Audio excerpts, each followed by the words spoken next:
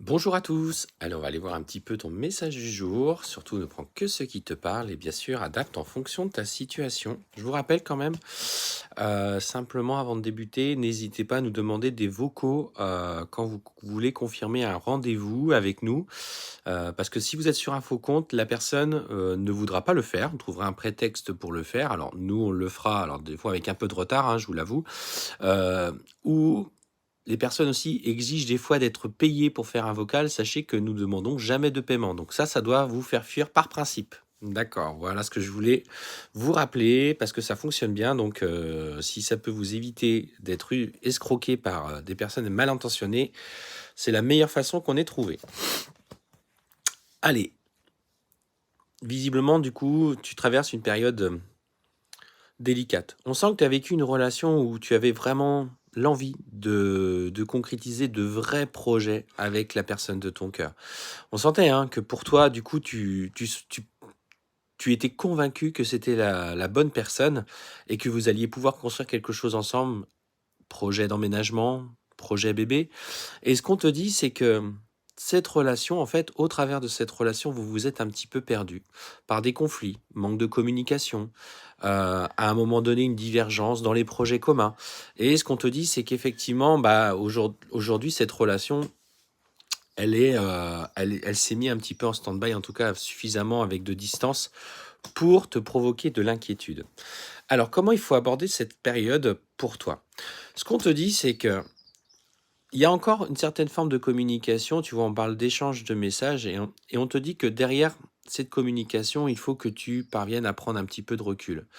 Hem, Tout simplement, la personne, forcément, est liée dans l'affect par rapport à toi. Il n'a pas oublié, hein, ce que vous avez vécu, mais aujourd'hui, il s'est senti un petit peu égaré parce qu'il s'est perdu aussi un petit peu lui-même. Donc, la nécessité pour lui, c'est de prendre un temps nécessaire pour comprendre où doivent être ses objectifs, quelle est l'importance que tu avais dans son cœur. Il s'est peut-être senti perdu parce qu'il n'était pas peut-être pas prêt non plus à s'engager. Mais ce qu'on te dit, c'est que il a conscience et il a surtout le ressenti que voilà, tu es cette personne pour lequel il vibre intensément. Il a cette intuition que c'est toi, il te ressent parfois, il a la vraie nostalgie de votre relation passée. Même si aujourd'hui c'est l'éloignement, même si il a peu de communication avec toi, mais ce qu'on te dit, c'est qu'il porte le poids des échecs que vous avez rencontrés au cours de votre relation. Il a une vraie nostalgie. Et en fait, il a pu commettre des erreurs. Vous avez pu aussi, toi aussi, en commettre. Mais voilà, on sent que ça devient lourd et il est dans une phase de sa vie où il se rend compte qu'il a perdu gros en s'éloignant de toi.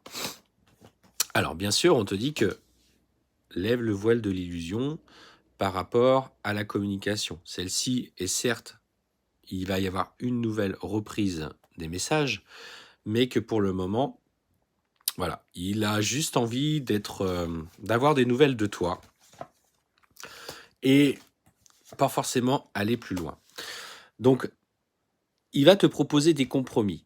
Alors, sois à l'écoute aussi de ce que tu ressens. Il faut que les compromis soient en accord avec toi. Donc, on te dit hein, que lève le voile de l'illusion, pose aussi tes limites pour lui faire comprendre que toi, aujourd'hui, tu n'as pas forcément l'envie euh, de reproduire ces mêmes schémas. Alors, effectivement, tu vois, il va vouloir peut-être partir sur quelque chose finalement d'assez peut-être léger dans un premier temps, mais il faut que ça résonne avec toi. Toi, son manque d'engagement, sincère et viable vis-à-vis de toi, euh, ne te correspond pas. Et ça, il va falloir qu'il l'entende. Donc, alors, qu'est-ce qu'on nous dit? Cette période-là va le mettre un petit peu en difficulté. Donc oui, si tu veux, il y aura un retour à sa part, mais un retour pour l'instant plutôt pour quelque chose de léger, car l'engagement ne lui correspond pas. Mais en même temps, il ne peut pas t'oublier. Donc, eh ben, fixe tes limites, tout simplement parce que au-delà de la période d'éloignement que vous traversez, il est demandé à chacun d'entre vous de comprendre ces schémas. Et lui, Le fait est qu'il simplement, il n'est pas, en accord avec cet engagement parce qu'il a peur de s'impliquer trop profondément, de se mettre à nu devant toi, de concrétiser des projets avec toi, ça reflète en fait la peur, sa peur de l'abandon. C'est-à-dire que s'il va trop loin avec toi, il a peur à nouveau d'être abandonné et qu'il y ait à nouveau des conflits, ce manque de communication. Et ce qu'on te dit, voilà, ça c'est le choix que vous aurez à faire. Alors toi, tu es libre, hein, de ne pas y aller ou de simplement lui accorder ce qu'il désire, mais pense à toi, pense à ce que tu veux sincèrement. Est-ce que du coup, tu veux te contenter de miettes ou est-ce que tu veux du coup te contenter, tu veux aller sur une relation longue et sincère dans la communication, la construction? Le fait de penser à ça, de peur de le perdre définitivement, bien sûr, ça te met en travail et on sent que c'est un choix qui est difficile, qui est éprouvant, mais il est nécessaire. Si tu lui accordes cette légèreté, c'est quelqu'un qui ne travaillera pas sur ses blessures.